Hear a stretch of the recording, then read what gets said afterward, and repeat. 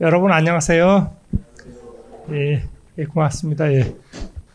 저는 국립창원대학교 국제관계학과에 재직하고 있는 이기완입니다. 자, 먼저 문제제기와 관련돼서 이 국제관계, 여러분들 최근에 국제관계를 보게 되면 대단히 혼란스러울 겁니다.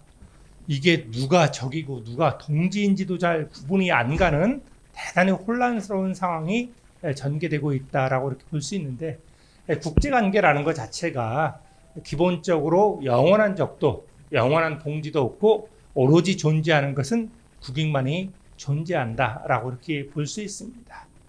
근데 문제는 뭐냐 하면 이 소위 미국이라는 국가, 1945년 제2차 세계대전 이후 소위 팍스 아메리카나 체제하에서 저는 국제 질서를 주도해왔던 미국의 국력이 지금 가장 크지만 상대적으로 약화되어 있는 상황이에요. 그런 속에서 여기에 도전하는 중국, 러시아, 일본 이런 국가들이 이런 국제질서 속에서 변화하는 국제질서 속에서 조금이라도 자기한테 유리한 쪽으로 국제질서의 방향을 틀고자 하는 어떤 전환기에 있다. 그래서 한마디로 말하자면 이 소위 강대국뿐만 아니라 약소국들도 새로운 국제질서의 방향을 지금 설정을 못하고 있는 겁니다. 전부 다 국가들이 헤매고 있는 중이에요. 어디로 국제질서를 이끌고 가야 될지를 모르는 상황이다. 그래서 각국이 방향을 잃고 헤매는 중이다. 소위 말해서 혼돈의 국제질서가 지속이 되고 있다. 당분간 이러한 국제질서는 지속이 될 수밖에 없다라는 것을 알 수가 있습니다. 근데 문제는 뭐냐면 혼돈의 국제질서가 지속된다라고 하는 것은 우리가 전쟁과 평화의 관점에서 보게 되면 전쟁에 상당히 접근해 가고 있다라고 있는 거. 그래서 여러분들도 유튜브들 이렇게 보다 보면 2027년에 어디에서 전쟁이 날 것 같다 막 이런 이야기들이 있습니다. 전혀 근거 없는 이야기도 아니고 그렇다라고 해서 그것이 설득력이 있느냐라고 하면 그렇지도 않습니다. 그만큼 지금이 혼란스러운 시기다라고 이렇게 보면 돼요. 여러분들 2025년 국제정세를 보게 되면 우리는 분석을 할 때 국제적인 수준, 동북아의 수준, 한반도의 수준 이렇게 나눠서 이렇게 분석을 해봐야 됩니다. 왜냐하면 지금 국제질서를 주도하고 있는 미국의 경우는 소위 외교안보 정책이 세계 전략, 동아시아 전략, 한반도 전략이라는 순위, 어떤 층위 속에서 이루어지고 있다라고 볼 수 있습니다. 여러분들 보면 2021년 1월 달에 바이든 행정부가 등장을 했고 4년이 지나가는 동안에 바이든 행정부는 소위 국제적인 수준과 동북아 수준에 집중되어 있었어요.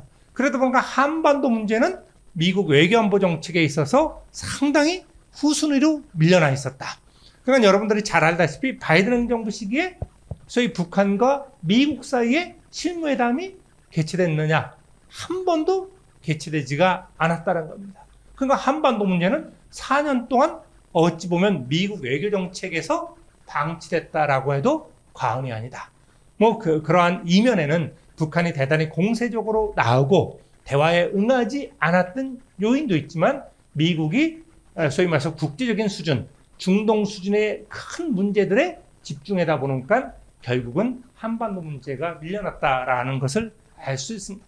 그렇다라고 하면 2025년도는 어떤가? 지금 한 반이 지나고 지금 3분의 2 지점을 가고 있는데 우리가 2월 달에 트럼프 대통령과 푸틴이 화상통화를 했을 때만 하더라도 러우 전쟁이 조기에 종결될 것 같은 그러한 어떤 분위기가 감지됐지만 지금의 상황에서는 러우 전쟁이 이게 장기화될지 올해 안에 종전이 될지 도저히 예측이 불가능한 상황이 도래하고 있다.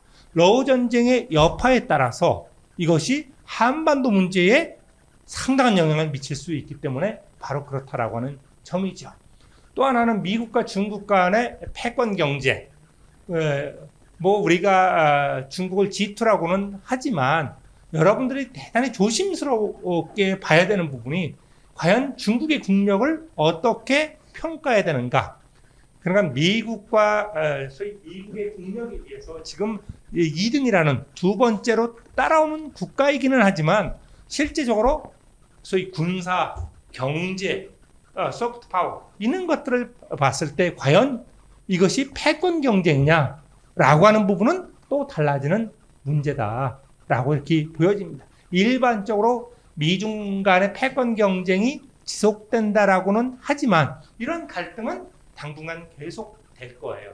왜냐하면 미국이 중국을 결국 미국의 패권에 도전하지 못하도록 하는 그 순간까지는 미국과 중국 간의 갈등이 지속될 수밖에 없다.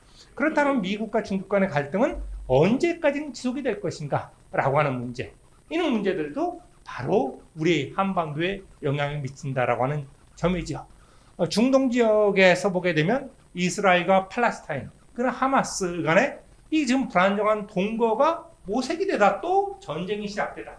이 중동 문제도 언제 중동 평화가 도래할지 예측할 수 없는 상황이다. 그 동북아 지역에서는 여러분들 잘 알다시피 양안의 갈등, 소위 여러분들 유튜브에 보게 되면 중국의 시진핑 국가주석이 2027년까지 대만 통일을 공언해 왔어요. 그러니까 2027년에까지 아마 중국이 대만을 침공할 것이다 라고 하는 이런 유튜브들이 돌고 있어요. 실제 그럴 개연성이 전혀 없는 것은 아니다. 그럼에도 불구하고 우리가 주의할 것은 만에 하나 중국이 대만을 군사적으로 침공한다라고 했을 때 이게 과연 전쟁에서 승산이 있는가 없는가라는 부분을 면밀하게 따질 겁니다. 왜냐하면 단순하게 중국과 대만만의 문제가 아니기 때문에 그렇다. 왜냐하면 여기에는 미국과 일본이 개입할 수밖에. 지금 뭐 미국은 공공연하게 개입하겠다. 그리고 일본도 마찬가지로 미일안전보장조약 제5조에 따라서 개입하겠다라고 이렇게 선언을 하고 있어요. 그렇다라고 하면 우리가 소위 대만해협에서 전쟁이 발발한다라고 하게 되면 해군력과 공군력이 그 핵심이 될 텐데 중국의 해군력 대 대만, 미국, 일본의 해군력을 합쳐놨을 때 어떤 결과가 나올 것인지, 그리고 공군력을 합쳐놨을 때 어떨 것인지 라고 했을 때 중국이 장담할 수 있는 상황은 아니다 라고 하는 거. 그래서 이런 것들을 다 따져봐야 돼요. 그런데 국제정치라는 것은 그러한 계산에서만 움직이는 것은 아니다. 경우에 따라서는 전쟁에서 패할 것이다라는 예상을 하면서도 전쟁을 하는 경우가 있다. 그것이 바로 1941년 12월 7일 일본이 소위 미국을 상대로 진주만을 폭격했을 때, 이때 일본 내각회의에서 오는 과연 일본이 미국을 상대로 전쟁을 하면 우리가 승산이 있느냐라는 것을 논의하는데 승산이 없다라고 이렇게 결론을 냅니다. 그럼에도 불구하고 전쟁을 하게 된다라는 거. 바로 이게 국제정치다라는 거죠.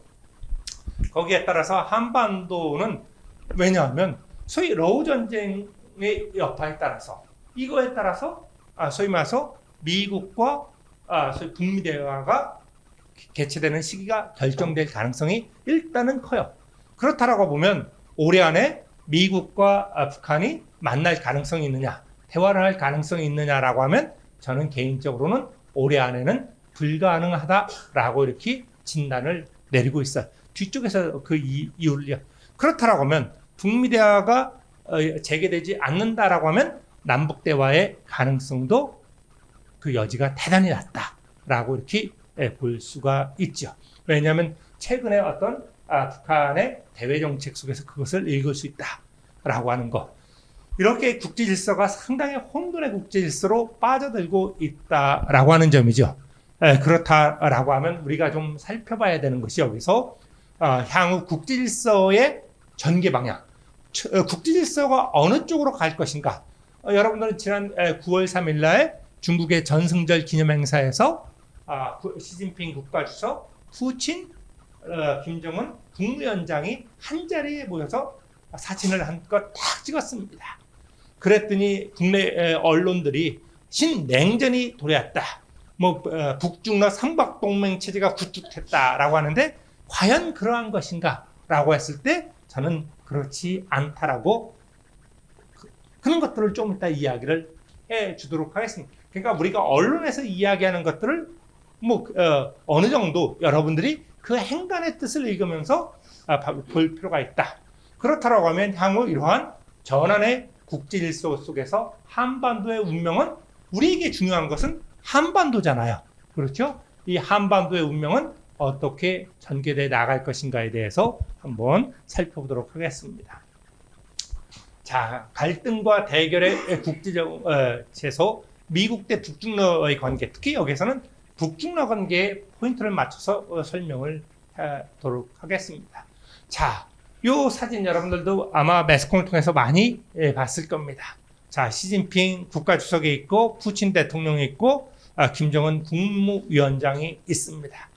이 세 사람이 저거 사진을 찍고 세계 반미 연대를 과시했다라는 게 모든 신문에 대문짝만하게 나왔던 겁니다. 그렇다라고 하면 이 북중러 협력의 촉진 요인은 무엇인가라는 거죠. 왜냐하면 중국에 있어서는 지금 미국이 중국에 대해서 다층적으로 소위 중국을 봉쇄하고 있는 상황입니다.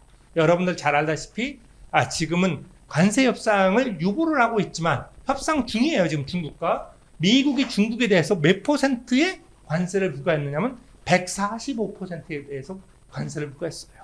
145%. 여기에 대해서 중국이 125%를 부과했습니다. 그러면 이거 서로 다 망할 수밖에 없는 거예요. 그렇기 때문에 6월 달에 양국 합의회에 계속해서 협상을 진행을 하고 있는 중이다. 그러니까 결국은 중국은 혼자서 미국을 감당할 만한 상황이 되지 않는다. 지금 미중 전략 경쟁에서. 그러니까 미국과의 어떤 전략 경쟁에서 밀리지 않으려면 누가 필요하느냐? 결국 러시아가 필요한 거예요. 그래서 러시아를 끌어들이고 있는 상황이다라는 거. 그리고 러시아도 마찬가지로 지금 유엔에서 러시아를 제재를 하고 있고 반서방 정부. 서방이 러시아와 대결 구도에 있습니다. 그런데 러시아도 혼자서는 서방과 대결할 수 있는 상황이 아니다. 거기에 그래서 중국을 끌어들이고 있는 상황이고요. 북한도 마찬가지로 지금 유엔 안보리 대북 제재가 계속 지속이 되고 있죠. 그러한 유엔 안보리 대북 제재의 파고를 넘으면서 핵능력의 고도화를 실현하기 위해서는 중국과 러시아의 힘이 필요하다. 그러니까 지금의 3자 속의 연대는 여기에도 있다시피 저는 당분간 협력과 연대의 가능성은 있다. 그렇지만 이해관계의 차이가 대단히 크다. 조금 이따 다시 왜 이렇게 이 북중러 협력에 대해서 약간 부정적으로 바라보느냐라고 하는 것은 바로 뒤에 설명을 해 나가도록 하겠습니다. 자, 먼저 그렇다라고 하면 이 북중러 3국의 동향을 정확하게 읽을 필요가 있다라는, 먼저 북중 관계를 한번 보도록 하겠습니다. 자, 김정일 국방위원장이 2011년 12월 17일 날 사망을 합니다. 그리고 2012년에 들어와서 김정은이 권력을 승계합니다. 여기에서 보다시피 김정은 체제가 2012년에 성립이 됐는데 2018년 2월 평창 올림픽이 개최될 때까지 중국과 북한 사이에는 정상회담이 한 번도 개최되지 않는다라고 하는 거예요. 여러분들 어때요? 한국에서 대통령에 당선돼 갖고 취임을 하게 되면 가장 가까운 미국의 이재명 대통령도 8월 25일 날 미국 가서 소위 한미 정상회담을 하게 된다라는 거죠. 그리고 또 어때요? 올 에이펙 때 또 미국의 트럼프 대통령이 또 와요. 그래서 정상적인 관계 속에서는 1년에 한 번, 아니면 1년 반에 한 번 정도는 국가 정상들이 왕래가 이루어진다는 겁니다. 그렇다라고 하면 6년 8개월 정도 동안 한 거의 6년 이상 북한과 중국 사이에는 왕래가 없다. 이 얘기는 뭐냐면 이 시기에 중국은 한국 쪽에 공을 들이고 있었던 거예요. 왜냐하면 경제 발전 아니면 미국과의 관계에서 한국을 중국 쪽으로 끌어들이기 위한, 조금이라도 더 땡기기 위한 노력을 했던 겁니다. 게다가 2018년 소위 들어왔고 평창 올림픽 이후에 북미 관계가 해빙의 움직임을 보이자. 그러고 나니까 중국이 급해진 겁니다. 여기에서 보면 중국의 대북 접근이 이루어지는 거예요. 그 무시하던 북한을 무시하던 중국이 오히려 북한에 대해서 구애를 하고 접근하기 시작. 그래서 2018년 3월부터 19년 1월까지 불과 10달 사이에 정상회담이 4번 개최된다라는 거죠. 이렇게 많이 정상회담이 개최되는 것도 비정상적이다. 짧은 시간 내에. 더군다나 6월 달에 19년 6월 달에 시진핑 주석이 평양을 방문해요. 이 정도. 얼만큼 중국이 급했나라고 하는 것을 단적으로 이렇게 보여준다. 그냥 시기에 따라서 결국은 중국과 러시아는 북한을 소외시키는 경우가 대단히 많다. 자, 그러다가 여기 소위 18년, 19년 사이에는 북중 관계가 대단히 밀착되잖아요. 그런데 2022년에 들어서 소위 러우 전쟁이 러시아가 우크라이나를 2월 24일 날 침공을 하면서 러우 전쟁이 시작됩니다. 그러면서 북한이 대러 접근을 강화하잖아요. 소위 북한과 러시아의 접근이 강화되니까 또 북한과 중국 사이의 거리가 또 벌어지기 시작합니다. 바로 이거예요. 그런데 지금 벌어져 있는 그 관계를 이번에 복원시키려고 했던 거예요. 그런데 그것을 보면서 북중과 삼국의 연대가 공고화됐다. 이렇게 이야기할 수는 없다. 대단히 일시적인 현상일 수 있다라고 이렇게 봐요. 자, 북한의 대중 접근이죠. 근데 문제는 뭐냐면 이 북한이 대러 접근을 했어요. 그래서 여러분들 잘 알다시피 러시아와 북한 사이에 포괄적 전략 동반자 관계 조약에 따라서 러시아에 파병됐습니다. 그런데 러시아로부터 북한이 얻고자 했던 군사기술들을, 핵심 군사기술들을 러시아가 제공하는데 상당히 소극적인 태도를 상당히 좋은 어떤 군사 장비도 제공을 합니다. 그렇지만 북한이 원하는 기술이 있어요. 그것은 결국 러시아가 미국과의 관계를 고려를 해서 그것을 제공을 하지를 않습니다. 그러다 보니까 다시 북한이 이번에는 중국 쪽으로 돌아서기 시작을 했던 거예요. 그래서 김정은 위원장도 여기서 있다시피 2019년 1월 이후에 6년 8개월 만에 중국을 다시 방문을 해갖고 결국은 정상회담이 열리게 된다라고 하는 점이죠. 이 관계도 결국은 향후에 또 바뀔 수가 있다라는 거. 북중 관계의 한계는 뭐냐라고 하게 되면 여러분들 잘 알다시피 북한은 핵보유국의 지위를 가지려고 합니다. 지금 핵능력을 계속 고도화하는 이유도 바로 그거고, 향후에 트럼프와 만났을 때 북미 대화를 통해서 북한이 핵보유국이라는 지위를 보장받으려고 한다라고 하는 거예요. 그런데 중국의 입장은 다릅니다. 여기에서 9월 3일 이후에 소위 시진핑과 김정은 위원장의 정상회담에서 한반도 비핵화가 누락됐다라고 해서 중국이 북한을 핵보유국으로 인정을 하는 듯하게 언론 기사들이 있었지만 그 기사는 잘못된 것이다라고 저는 그렇게 봅니다. 왜냐하면 결국은 북한의 핵보유는 결국 한반도에서 북미 갈등을 심화시킬 수밖에 없다. 한반도 안보 불안을 심화시킬 수밖에 없다. 이런 상황은 중국에게 있어서는 최악의 상황이에요. 그래서 결국 중국에게 있어서 북한은 여러분들 삼국지에 나오는 조조가 암으로 썼던 계륵이라는 거. 계륵이 뭔지 알죠? 닭갈비예요. 먹자니 먹을 것은 없고 버리자니 아깝고, 바로 중국에게 있어서 북한은 그러한 존재에 비유될 수 있다. 왜냐하면 한반도의 지정학적 특수성 때문에 그래요. 소위 한반도가 중국과 미국 사이의 완충지대 역할을 하기 때문에 북한이 붕괴되는 것 자체가 중국의 안보 위기에는 큰 위협이 되는 거죠. 그렇다고 해서 북한이 핵을 보유하는 것 자체도 중국 안보에는 상당한 위험 요인이 된다. 그렇기 때문에 결국은 북중 관계 중국은 북한은 계속해서 핵보유국의 지위를 가지려고 하지만 중국은 그러한 북한의 어떤 요구를 받아들이지 않을 가능성이 대단히 높다.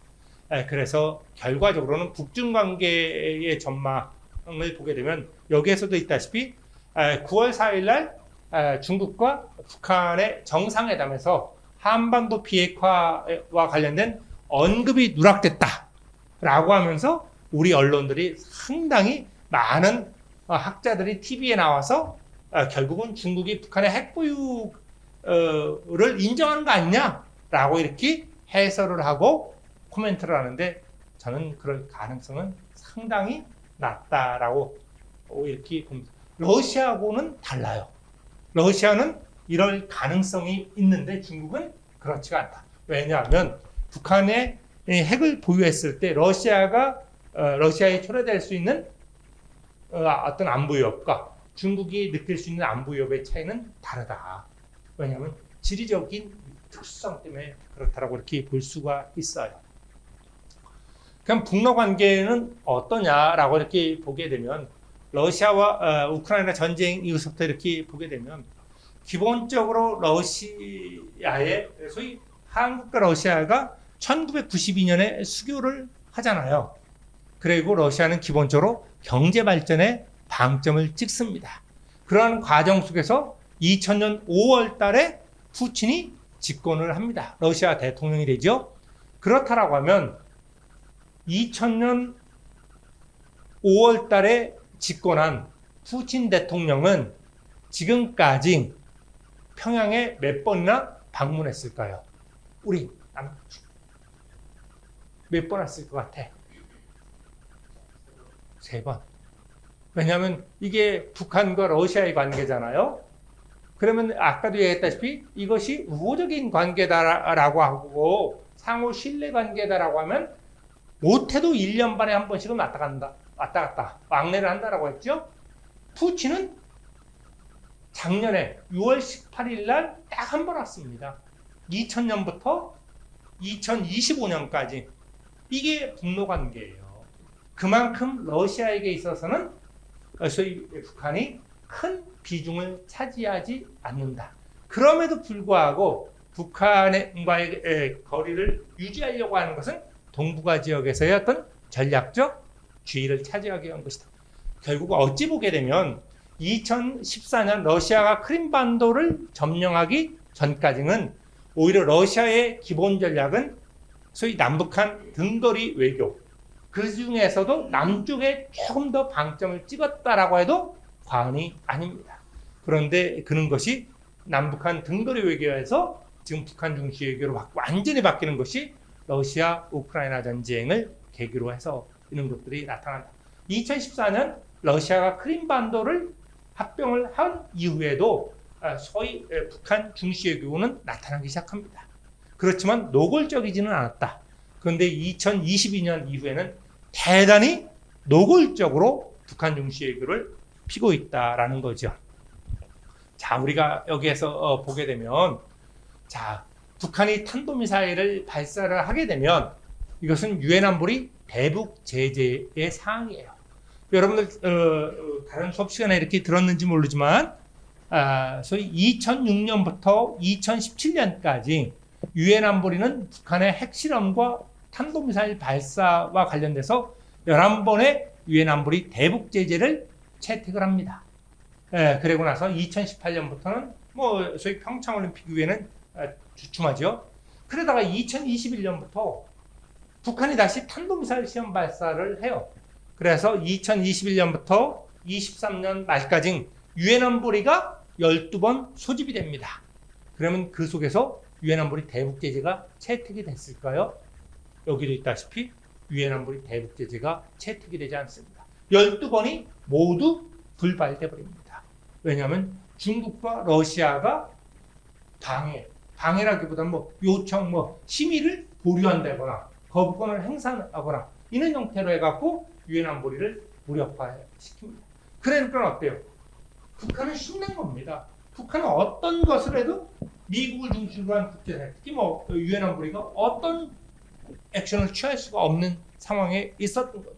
그러니까 2014년에 10월 달에는 화성 19를 또 시험 발사를 할 정도. 그래도 어떤 국제사회 제재를 받지 않고 나는 내 마음대로 간다. 이렇게 해버렸던 거예요.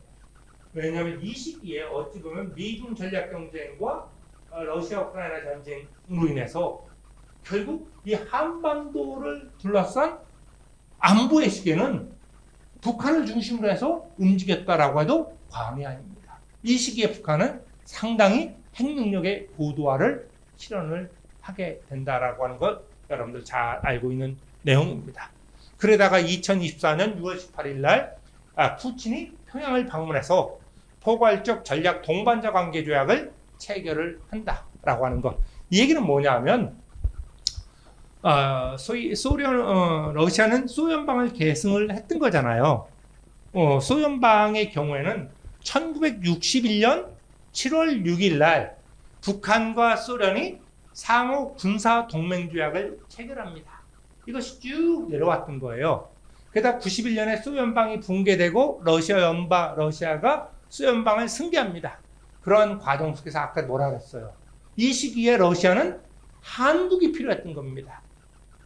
미국이 필요했던 거예요. 왜냐하면 자본주의 시장 국가로 전환을 했기 때문에 경제적으로 어려운 상황이잖아요.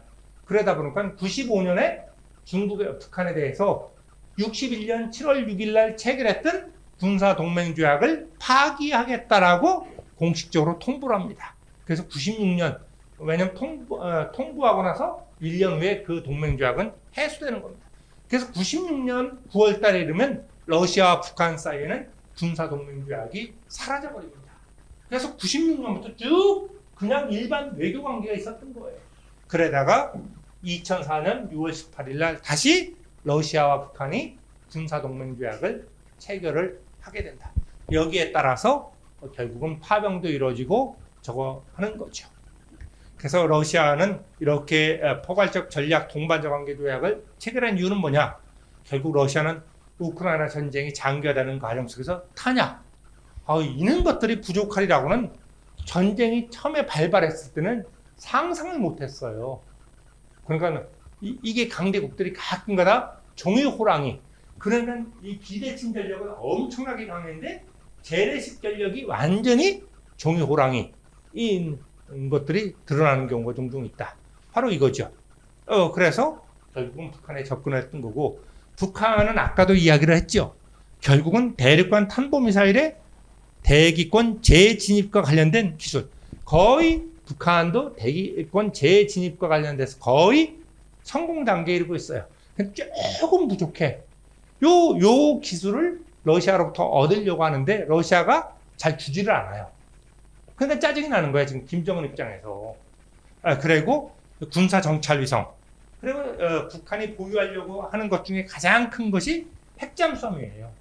왜냐하면 대륙간 탄도미사일은 평양에서 워싱턴 DC를 향해서 11,000km 되는 대륙간 탄도미사일 지금 북한은 보유를 하고 있어요. 화성 15개월서부터 해서 쭉 그것이 가능한데, 문제는 뭐냐면 날아가는 거하고 실제로 미국의 주요 지점을 타격할 수 있느냐는 다른 문제다. 여러분들 왜 이런 이야기를 하냐면 지난 시기에 이란과 이스라엘의 전투에서 보게 되면 이란에서 중거리 탄도미사일을 이스라엘 영토로 향해서 날리잖아요. 그런데 이스라엘의 요격 시스템인 아이언돔이 예를 들어서 이란에서 200발 정도의 미사일을 발사를 하면 6발 정도가 떨어지고 194발 정도가 요격이 됐어요. 그건 엄청난 겁니다, 여러분들. 근데 일부에서는 아이언돔도 다 못 떨어뜨리네? 왜 다 못 떨어뜨리는 게 중요해요. 예를 들어서 아이언돔이라는 그 요격 시스템 체계가 없다라고 하면 200발이 다 떨어진다라고 하면 이스라엘 영토는 초토화돼 버리는 겁니다. 그런데 6개만 떨어졌잖아. 194개를 그 피해가 그만큼 줄어드는 겁니다. 그런데 미국은 이러한 요격 체계가 훨씬 더 잘 갖춰져 있다. 그러니까 북한이 소위 대륙간 탄도미사일을 쏘아 올릴 수 있는 거하고 이것이 미국의 목표 지점을 타격할 수 있는 것은 전혀 별개의 문제다. 그런데 이게 핵잠수함은 다르다라는 거예요. 여러분들 잘 알다시피 핵잠수함은 딱 수중으로 한번 딱 들어가잖아요. 이때 탐지를 못하면 잡을 수가 없습니다. 왜냐하면 우리나라가 보유하고 있는 잠수함들은 재래식 잠수함이에요. 우리 잠수함도 되게 좋아요. 그런데 우리 재래식 잠수함들은 24시간에 한 번씩 공기부양을 위해서 수면 위로 올라와야 됩니다. 그럴 때 대잠 추계기에서 잡히는 겁니다. 대잠 추계기의 그 위치가 포착이 되면 그 잠수함은 요격된다라고 이렇게 봐야 돼요. 그런데 핵잠수함은 어떠냐면 한 번 딱 들어가 버리면 수중으로 들어가면 1년 내내 수면 위로 부상을 안 해도 돼요. 그러니까 한 번 수중으로 들어가면 이게 어디로 가는지를 모르는 겁니다. 그러면 미국도 상당한 안보 위협에 직면할 수밖에 없다. 그래서 이런 것들과 관련된 기술을 북한은 가지고 싶어 하는데 이런 기술 이전에 대해서 러시아가 약간 주춤주춤하는 것. 왜냐하면 러시아는 장기적으로는 미국과의 관계 개선을 통해서 서방과의 관계 개선을 통해서 소위 G2 국가로 다시 부상하고자 하는 욕망이 있다라는 거죠. 미국과 계속해서 적대 관계에 있으면 러시아는 영원히 G2 국가가 될 수 없다라는 거예요. 왜냐하면 바로 이 지점에서 중국과 러시아의 이해관계가 충돌돼 버리는 겁니다. 그래서 같이 갈 수 없다라는 거예요, 영원히. 네.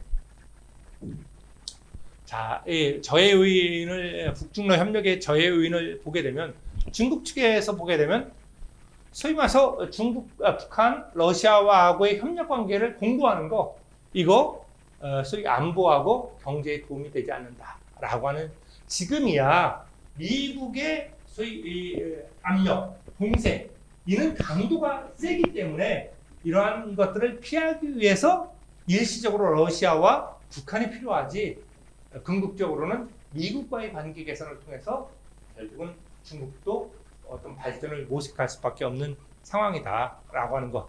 그래서 한반도에서 한미일 대 북중러의 대립 구도가 고착화되면 결과적으로는 동북아 지역의 안보 불안이 심화되고 한반도의 안보 불안이 심화되면 국제사회에서 중국의 역할은 제한될 수밖에 없다.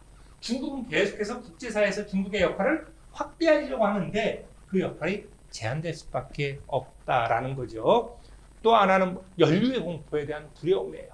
뭐냐면 북한의 한반도 정책은 뭐예요? 현상 유지입니다. 현상 유지. 현상 타판이에요. 전쟁이 일어나는 거 중국은 원치를 않습니다. 왜냐하면 중국이 개입하는 거에도 중국은 상당한 부담이고 또한 그 전쟁으로 인해서 한반도가 어떻게 변할지 이런 거에 대한 두려움을 갖고 있어요. 그 전쟁이 연루되는 거, 1950년처럼 연루되는 거 너무나 끔찍하게 생각을 하고 있다라는. 근데 문제는 뭐냐면 북한이 제7차 실험을 하고 핵 능력을 좀 더 고도화되고 이런 데 핵심 기술을 갖게 된다라고 하면 북한에 의한 도발 가능성이 그만큼 더 높아진다라는 거예요. 그러면 결국 중국도 이런 부분에 대해서 부담이 있다라고 하는 거예요. 그래서 결과적으로는 중국은 북중러 연대를 통해서 얻을 수 있는 이익보다 정치적 부담이 크다라고 저는 그렇게 봅니다. 그래서 3자 사이의 연대는 모래성 연대에 불과하다라고 저는 그렇게 봅니다. 그렇기 때문에 중국의 경우 러시아의 우크라이나 침공을 지지했어요. 지지하면서도 러시아의 군사적 요청에 대해서는 중국이 상당히 소극적인 태도를 보였다라는 것에서 있는 것들을 알 수 있죠. 자, 러시아 또 하나는 러시아의 정치적 위상 확대에 대한 두려움. 그러니까 결국은 G2 자리를 놓고 러시아냐 중국이냐. 왜냐하면 러시아는 잃어버린 G2 자리를 다시 찾으려고 하는 그러한 욕망, 정치적 욕망 그런 것들을 갖고 있다. 그리고 역사적 경험을 통해서도 중국과 러시아의 관계는 대단히 갈등적인 관계였다. 우리가 1950년대에 소위 사회주의 체제 1949년에 중화인민공화국이 들어서고 나서 한 4, 5년 정도 중국과 소련의 관계는 좋았어요. 그렇지만 56년에 가니까 소위 사회주의 발전 노선을 둘러싸고 중국과 소련이 충돌하기 시작합니다. 이것이 바로 60년대 중소 분쟁으로 이어졌던 거예요. 그래서 이 냉전 시기에도 같은 사회주의를 표방하는 중국과 러시아가 56년부터 90년까지 적대 관계에 있었다라고 하는 것. 대단히 아이러니컬한 겁니다. 이게 바로 중국과 러시아의 역사예요. 그러니까 우리는 역사를 알아야 된다라고 하는 게 바로 있는 겁니다. 그러면 중국과 러시아가 어떻게 움직일 것이다 라고 하는 것은 답이 나와요. 역사가 말해준다라고 저는 그렇게 봅니다. 그 러시아 측도 마찬가지입니다. 중국에 대한 불신이 대단히 강해요. 보세요. 여러분들 아까도 이야기했다시피 같은 중국과 소련은 사회주의 국가입니다.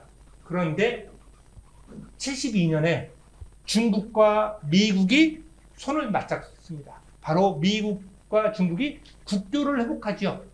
그리고 그 덩달아서 일본과 중국이 국교를 회복해서 소위 자본주의 국가인 미국, 일본과 사회주의 국가인 중국이 삼각 트라이앵글을 구축을 해서 소련을 봉쇄해버려요. 그래서 결과적으로 그런 것 때문에 냉전이 종식되고 소련방이 붕괴될 수밖에 없는 상황들. 대단히 아이러니컬한 겁니다. 중소분쟁 시기에 결국 소련 봉쇄를 해서 미중일 삼각 트라이앵글이 구축이. 이 미중일 삼각 트라이앵글. 그러니까 소련의 입장에서는 이 중국이 대단히 중국에 대한 불신, 배반 이런 것들이 대단히 강하다는 것을 알 수 있죠. 그러니까 러시아 측에서는 이 중국에 대한 불신이 대단히 크다. 이번에도 마찬가지로 러우 전쟁을 했는데 야 군사적 지원 좀 해줘라. 무기 좀 제공해줘라 그랬더니 중국에서 한 발치를 딱 빼는 걸 보면서 러시아는 역시 중국이다 라고 이런 판단을 했을 겁니다. 그만큼 저가다. 그리고 러시아는 전쟁이 끝나고 나서는 미국과의 관계 개선에 방점을 찍고 있다. 그렇기 때문에 지나치게 러시아도 중국과 가까워지는 거 이걸 원치 않는다라고 하는 점이죠.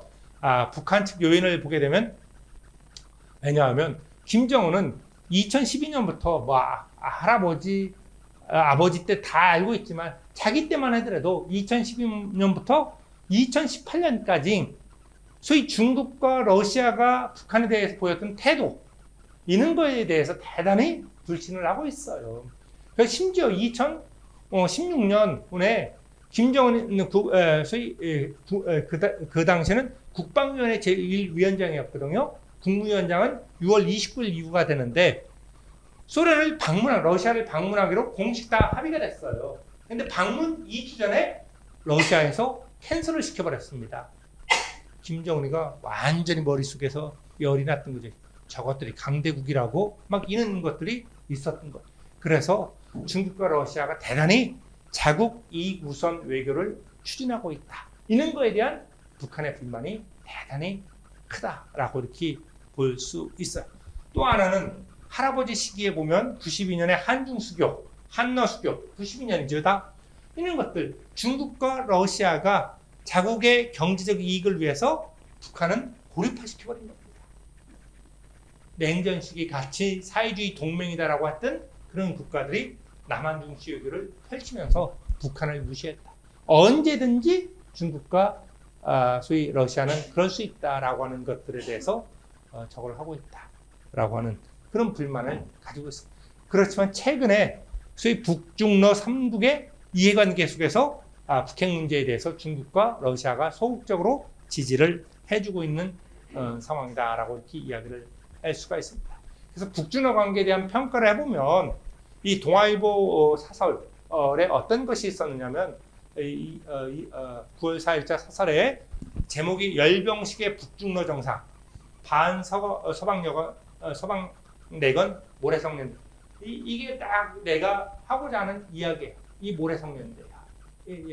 나는 그래서 북중러 삼각관계의 어떤 그거에 대해서 조금 시각을 지금 우리 학계하고는 좀 달리하고 있다라고 하는 거. 그래서 삼국의 처지나 지향점을 살펴보면 당장의 편익을 위한 한시적 밀착에 불과하다라고 하는 게 제 저거예요. 그래서 그런 내용들은 이미 이야기를 했고, 자, 뭐 트럼프 경제 질서와 관련돼 갖고는 자유주의 경제 질서가 계속 쇠퇴를 하고 있는 상황이죠. 그런데 이러한 것들은 미국과 중국 간의 경제 상황 속에서는 미국의 입장에서는 불가피하게 나오고 있다. 그래서 처음에 2018년에 미국이 중국에 대해서 관세를 부과할 때 이 시기에는 많은 언론들이 트럼프가 좀 이상한 대통령이다라고 이렇게 이야기를 했어요. 그런데 그 당시 저는 트럼프 대통령은 전혀 이상하지 않다. 전혀 이상하지 않고 이 시기에 미국의 대통령이 트럼프가 아니고 오바마든 클린턴이든 누가 됐든 간에 미국은 중국에 대해서 관세 전쟁을 시작했을 것이다 라고 이야기를 합니다. 마치 트럼프 개인을 대단히 스트레인지하게 이렇게 봤던 거죠. 이는 것은 국제 정치를 모르고 하는 이야기다. 미국은 미국의 패권에 도전하는 어떤 국가도 용납하지 않는다. 단적인 예로 1968년에 일본이 서독을 제치고 세계 제2의 경제 대국이 됐습니다. 그리고 나서 미국 내에서 나오기 시작했던 게 국제사회에서 회자되기 시작했던 게 팍스 니포니카예요. 팍스 니포니카. 우리가 1945년 국제질서를 팍스 아메리카나라고 이야기를 합니다. 미국 중심의 세계 질서인데 70년대 후반에 가니까 팍스 니포니카가 미국 내에서 회자되기 시작하는 거예요. 일본 중심의 세계 질서가 도래한다. 그리고 미국 내에서 유명한 에즈라 보겔과 같은 학자들은 저서를 통해서 저페네스 넘버 원, 세계 제1의 일본, 이런 책들을 막 쏟아내기 시작했던 겁니다. 결국 미국은 일본을 제재하기 시작합니다. 그것이 바로 1985년의 프라자 합의예요. 이것을 계기로 해갖고 일본 경제가 주춤하고 결국은 90년에 잃어버린 10년이 시작되고 지금의 잃어버린 30년까지 지속이 되는 것이다. 그런데 중국은 어떠냐? 중국도 2010년에 일본을 제치고 세계 제2의 경제 대국으로 도약을 합니다. 그게 바로 2010년이에요. 그 이전이 아니라. 그러면서 2013년에 시진핑 국가주석이 등장을 하고 내걸었던 것이 바로 중국夢이라는 것, China's Dream하고 또 이 시기에 들어서면 미국과 중국 사이의 GDP 격차가 줄어들기 시작합니다. 그러니까 똑같이 나온 게 이 시기에는 뭐가 나오냐? 팍스 시니카가 나오기 시작합니다. 팍스 시니카는 뭐냐면 중국 중심의 세계 질서예요.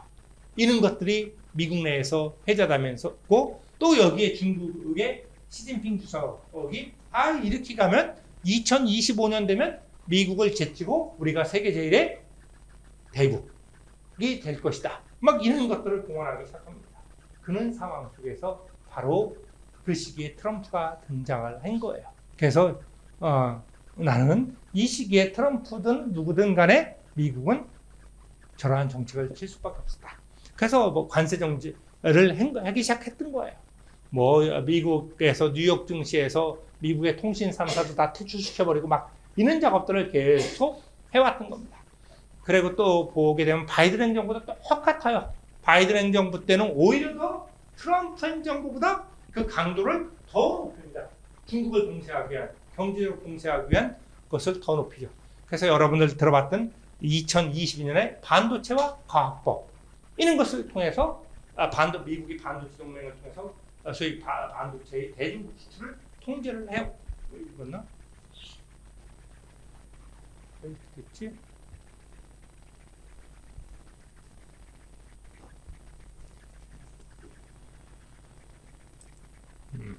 자, 그리고 인수합병도 금지합니다.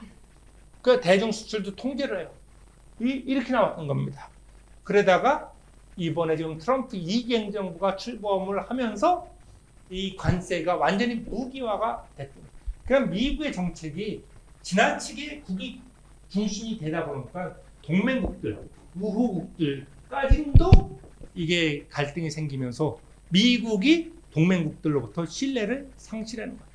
그러니까 여기에서는 트럼프 행정부에 나는 미스다라고 이렇게 봐요. 트럼프 행정부의 목표가 대중국 봉쇄에 있다라고 하면 우호국과 동맹국들은 여전히 끈끈하게 저거 하면서 한쪽을 치고 들어갔어야 되는 거예요. 그런데 관세라는 무기를 갖고 동맹국이든 경쟁국이든 우방국이든 다 그냥 몰아쳐버렸던 거잖아요. 그래서 여기도 있다시피 그러면서 자유주의 경제 질서가 동요되고 인도 같은 나라가 쿼드의 한 축인 인도가 소위 이번에 전승절 기념행사에도 이렇게 가게 되는 이런 일들이 벌어지게 됐던 거예요. 그래서 지금도 마찬가지로 철강 제품과 철지강으로 만든 파생 제품, 한국의 경우에는 포스코와 관련된 거죠. 뭐 냉장고, TV, 세탁기 다 들어갑니다. 지금 관세율이 50%예요. 어마어마한 겁니다. 저렇게 되면 우리 한국 제품들, 뭐 일본 제품도 마찬가지고 미국 시장에서 경쟁력을 가질 수가 없다. 그러니까 한국의 경제 상황, 대미 수출은 상당히 어려워질 수밖에 없다라는 것을 알 수 있죠. 그러다 상호관세를 발표했습니다. 4월 3일 날 막 올라가다가 지금 미국과 중국 사이에 보게 되면 145%가에다가 중국은 여기에 반발해갖고 125% 소위 치킨 게임이 벌어졌던 겁니다. 그러다 보니까 야 이렇게 되다 보면 너도 죽고 나도 죽는다. 이렇게 해서 6월 달부터 제2차 무역 협상에 합의해서 3개월 연장해서 합의하고 또 아직 합의를 못해서 또 3개월을 연장했습니다. 아마 올 12월까지는 결과가 나실 겁니다. 자 일단은 중국은 미국은 중국에 대한 관세를 30%로 낮춰놓고 중국은 10%로 이렇게 조정한 상태에서 지금 협상을 계속하고 있는 상황이다라는 것. 그리고 자동차에 대해서 25%의 관세를 부과한다라고 4월 3일 날 발표를 했죠. 근데 이번에 그냥 관세, 그냥 상호관세 속에 다 자동차 관세도 포함시켜서 들어갔습니다. 자, 여러분들 잘 알다시피 한국은 본래 자동차 대미 수출할 때 자동차에 관세가 없었습니다. 한미 FTA 때문에. 그런데 25%로 갔다 15% 아직은 이게 확정이 미국에서 서명된 게 아니에요. 한미 사이에 완전 합의돼 갖고 그래서 여전히 지금 25%가 적용되고 있는 거예요. 일본의 경우에는 본래 일본은 자동차 수출이 많잖아요. 그러다 보니까 2.5%의 관세율이 있었습니다. 그러다 25%를 부과하니까 27.5% 됐다가 이번에 미일 사이에 합의가 되면서 일본은 자동차 관세율이 15%로 딱 확정이 돼 버렸습니다. 그래갖고 이런 상황 속에서 당분간은 한국의 자동차가 미국 시장에서 경쟁력을 좀 잃을 수가 있다. 그러니까 다들 이렇게 돼 버리니까 이게 너무 혼란스러운 거예요. 지금 경제적으로 국가별로 다 달라버리기 때문에. 그래서 이런 부분에 대해서 미국이 동맹들로부터 신뢰를 상실하는 측면들이 대단히 크다라고 이렇게 볼 수 있습니다. 자, 지금 마지막으로 이 북미 관계, 남북 관계만 이렇게 한번 보면 북한의 대미 정책, 아까도 이야기했다시피 과연 우리의 관심사는 올해 안에 트럼프 대통령과 김정은 국무위원장이 만나느냐, 그리고 남북 정상이 만나면서 남북 관계가 개선될 것이냐 이거죠. 그래서 아까도 이야기를 했다시피 선생님은 올해는 그런 개연성은 낮다. 왜냐하면 일단 북한의 대미 정책을 한번 보면 정확하게 알 수 있어요. 조속한 북미 대화의 부정적인데 아직은 북한의 입장에서는 러시아와는 밀착되어 있는 상황이에요. 뭐 약간 북한이 원하는 걸 러시아가 주지 않는다라고 해서 좀 서운하긴 하지만 그럼에도 불구하고 밀착되어 있는 상황이다. 그래서 미국과의 협상보다는 핵과 미사일 개발에 집중할 것. 아까도 얘기했다시피 유엔 안보리가 지금 기능을 못하고 있습니다. 그러니까 북한은 어떠한 시험을 하더라도 이걸 갖고 유엔에서 제재를 받을 적이 없어요. 그러니까 어찌 보면 지금의 시간은 북한에게서는 대단히 유리한 시간입니다. 네. 그리고 더 하나 왜 조속한 북미 대화에 부정적이다라고 이렇게 보는 이유는 바로 2019년의 경험입니다. 2019년 2월 27일 베트남 하노이에서 제2차 북미 정상회담이 있었잖아요. 이때 김정은 국무위원장은 상당한 부푼 기대를 갖고 하노이로 갔습니다. 그래서 기차를 60시간 타고 왔던 거예요. 이게 왜냐하면 중국에서 전용기를 내준다라고 하는데도 불구하고 이때 기차를 타고 간 이유는 뭐냐? 1차 북미 정상회담에서 김정은 국무위원장은 본인이 생각했던 것보다 많은 것을 얻었어요. 그러니까 2차 때도 가서 잘만 하면 타결 짓고 올 수 있다. 그러면 자기는 북한 주민들, 고생하는 북한 주민들을 위해서 희생하는 그런 지도자의 이미지를 연출하려고 결국 기차를 타고 갔던 거예요. 그런데 완전히 개망신당인 거잖아. 쉽게 보면. 가서 어떤 것도 얻지 못하고 그냥 쓸쓸하게 돌아올 수밖에 없었다. 왜냐하면 이때 2차 북미정상회담에 대해 트럼프는 너 완전한 비핵화해. 그래야만 제재를 완화해 주겠다. 그리고 북미 수교를 하겠다라는 거야. 이거 없으면 아무것도 안 해줄 거야. 그때 김정은이 너무나 확고하게 트럼프 대통령의 입장을 이해를 했던 거예요. 근데 지금도 마찬가지로 그 점이 사전 조율되지 않는다라고 하면 김정은은 협상 테이블에 나서지 않을 것이다 라고 본 거죠. 이런 것들은 2024년에도 보면 김정은이가 국방발전연설에서 우리는 이미 미국과 협상주의로는 갈 수 있는 것까지는 다 가봤다. 협상할 수 있는 것까지는 다 해봤다.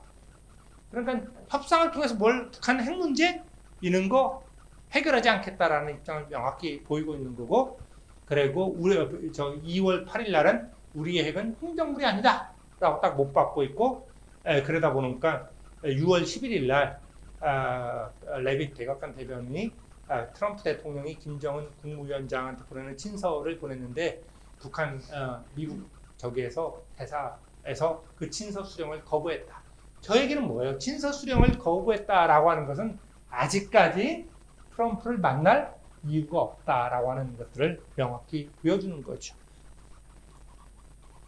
그럼 미국의 대북 핵정책을 보면 중요한 거는 이건 우리한테도 대단히 중요한 문제인 동시에 그 북미 관계에 있어서 하나의 변곡점이 될 수 있는 게 바로 미국의 대북 핵정책이에요. 자, 트럼프 1기 때하고 바이든 행정부 때를 보게 되면 그 기조는 뭐예요? 북한의 완전한 비핵화예요. 어찌됐든 간에 방식은, 협상 방식은 탑다운 방식이든 뭐 바텀업 방식이든 간에 기조는 뭐냐 하면 북한의 완전한 비핵화. 1기 행정부와 바이든 행정부 때는 그렇다라고 하는 거예요. 그러면 2기 행정부는 지금 어떤가를 우리는 정확하게 알 필요가 있다. 2기 행정부의 북핵 문제 입장은 트럼프 대통령의 발언에서 이걸 우리가 추론해 볼 수가 있어요. 2025년 1월 25일 날 무슨 얘기냐면 트럼프 대통령이 북한을 뉴클리어 파워 이렇게 언급을 해요. 이게 무슨 얘기야?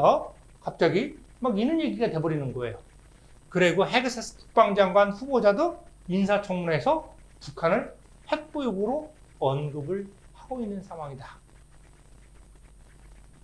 그러니까 이게 북한의 핵무기 보유를 공식적으로 인정하는 것은 아니다라고 하지만 미국의 대북 핵정책의 방점이 서서히 이동하고 있다라고 하는 것. 왜냐하면 미국도 알고 있는 거예요. 북한과 협상을 하기 위해서. 그리고 북한의 핵 능력은 어때요? 2018년하고 2025년에 북한의 핵 능력은 상당한 차이를 보인다는 거예요.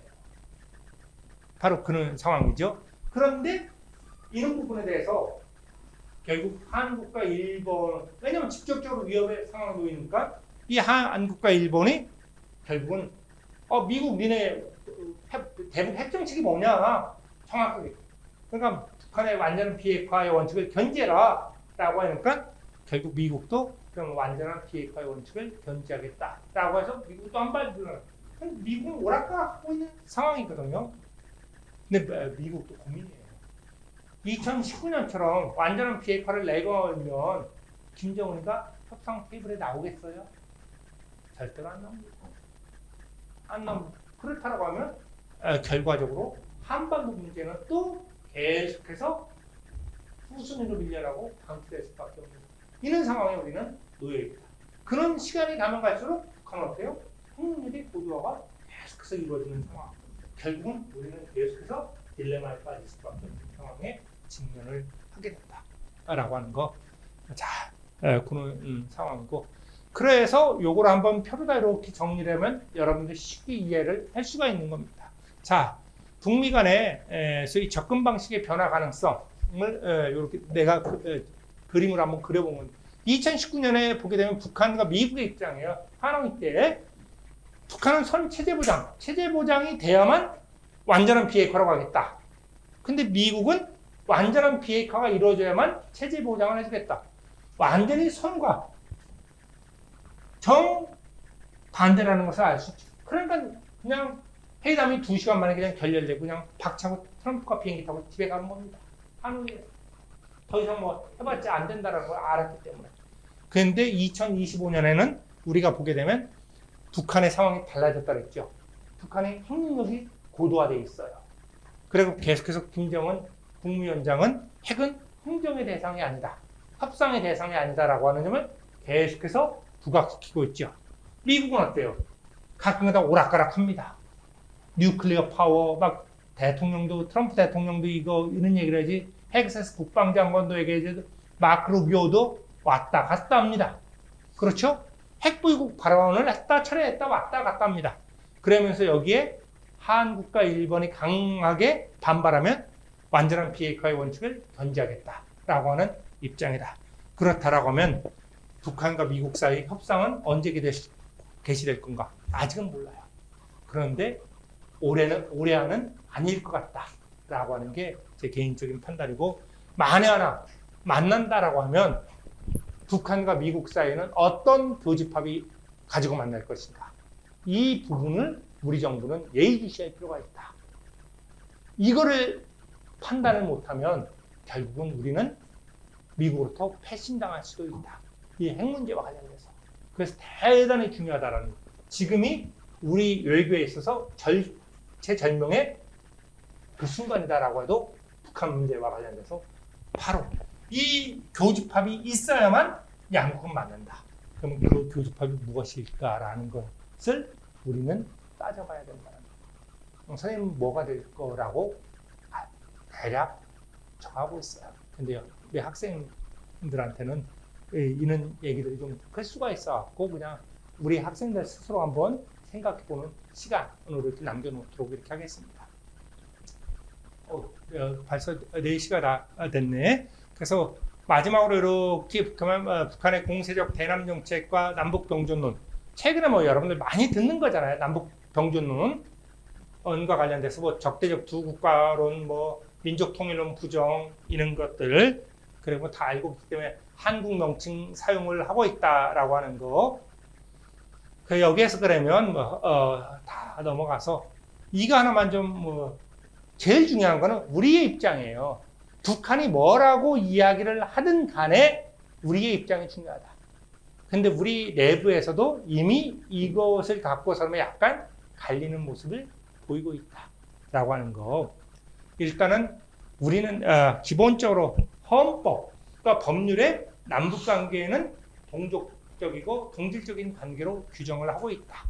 그래서 헌법 3조 민주공동체 통일방안도 마찬가지로 그렇잖아요. 3단계 통일 방안을 하면서 결국은 1민족 1국가의 어떤 통일을 지향을 하고 있고, 소위 남북교류 협력법에서도 보게 되면 어떻게 되냐면 남과 북의 거래는 국가 간의 거래가 아니라 민족 내부의 거래로 본다. 민족 간의 거래, 이건 국가 간의 거래가 아니에요. 이렇게 소위 말해서 2005년, 2009년 소위 남북교류 협력법의 법률에 이렇게 딱 명시되어 있다라고 하는 거. 그렇다라고 하면 우리는 어떠한 해법을 찾아야 될 것인가?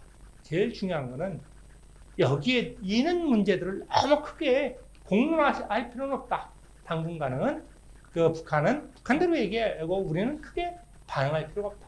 바로 이 동서독의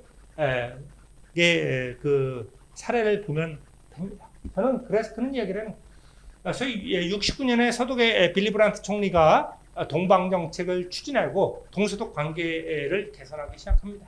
그러한 과정 속에서 72년에 동서독 기본조약을 체결을 해요. 이때 문제가 됐던 게 뭐냐 하면 서독은 1민족 2국가를 주장을 했었어. 1민족 2국가. 그런데 동독은 2민족 2국가를 주장을 했어요. 동독과 서독은 다른 민족이다라고 했던 거야. 근데 서독은 무슨 소리냐?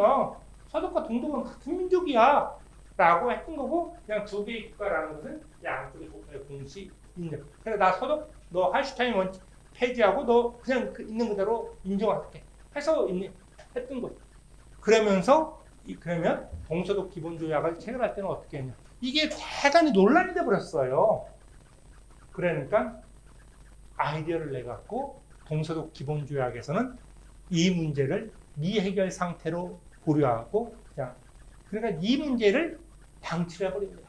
미해결 상태로 둔다. 결국은 1민족 2국가냐 2민족 2국가냐라는 거에 대해서 답을 내리지 않고 이것은 보류한 채 결국 기본조약을 체결하기로 합의를 하고 문구에 그렇게 넣어버립니다. 이런 것들도 하나의 방법이에요.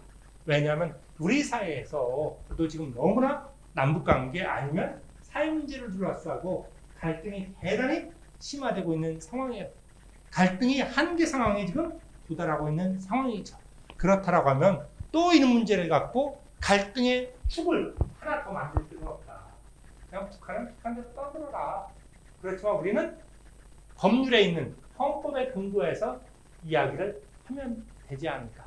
그러니까 우리도 학자들이 그냥 막 나서서